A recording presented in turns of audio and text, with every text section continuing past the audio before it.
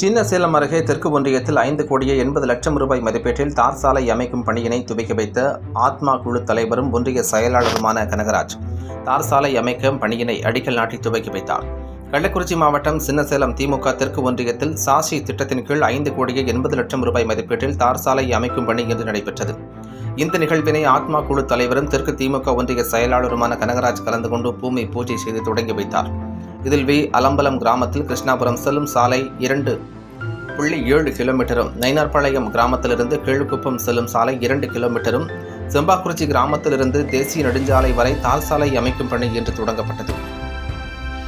இந்த நிகழ்ச்சியில் ஊராட்சி ஒன்றிய கவுன்சிலர்கள் நதியா ராஜேஷ், சித்ரா பெரியசாமி, தேன்மொழி நடராஜ், ஊராட்சி மன்ற தலைவர் கண்ணன், சசிகலா குளஞ்சி, மலர்கொழி, அன்புச்செழியன், ராமச்சந்திரன், அழகுவேல், அவைத்தலைவர் துரைசாமி ராஜேந்திரன், மாவட்ட பிரதிநிதி பாலகிருஷ்ணன், ஒன்றிய துணை செயலாளர் கருப்பையா, தெய்வானை, பாலகிருஷ்ணன், மாவட்ட மாணவரணி துணை அமைப்பாளர் வழக்கறிஞர் இளையபிள்ளை, ஒன்றிய இளைஞரணி துணை அமைப்பாளர் கோவிந்தன், ஊராட்சி துணை செயலாளர் முருகேசன் மற்றும் திமுக நிர்வாகிகள், கிளைக்கழக செயலாளர்கள், உறுப்பினர்கள், பொதுமக்கள் உள்ளிட்டோர் கலந்து கொண்டனர்.